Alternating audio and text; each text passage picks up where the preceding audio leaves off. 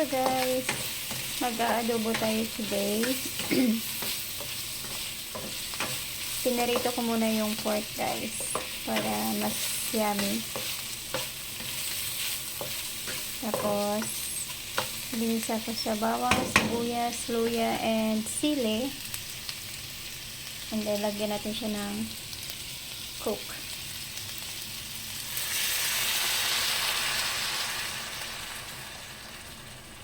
Pampalasa. And then takpan natin siya for 10 minutes kasi luto na yung karne, naprito na siya, so takpan natin siya ng 10 minutes pakuluan. So yun na guys, ayan na siya after 10 minutes. Ayan, hinaan natin na po.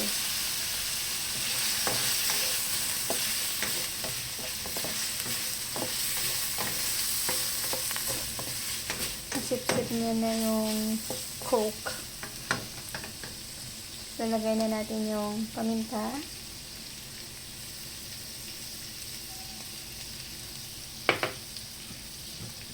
And then toyo.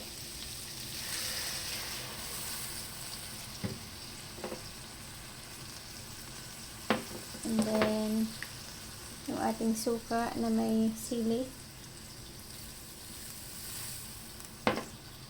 And then konting asin.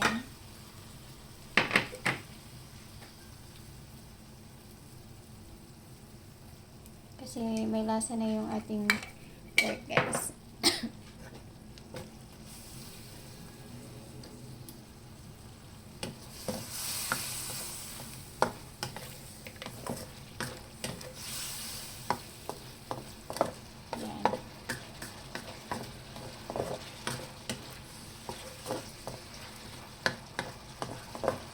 Pakuluan ulit natin siya. Takpan ulit natin siya ng 2 to 3 minutes hanggang sa ma-absorb yung suka at saka toyo. Yan, buksan na natin guys. There we go.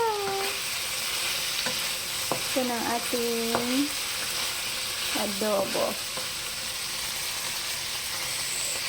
Yummy. Yan lang. Ito na guys ang ating adobo with coke. Sweet and spicy adobo. So yummy. Lunchtime guys.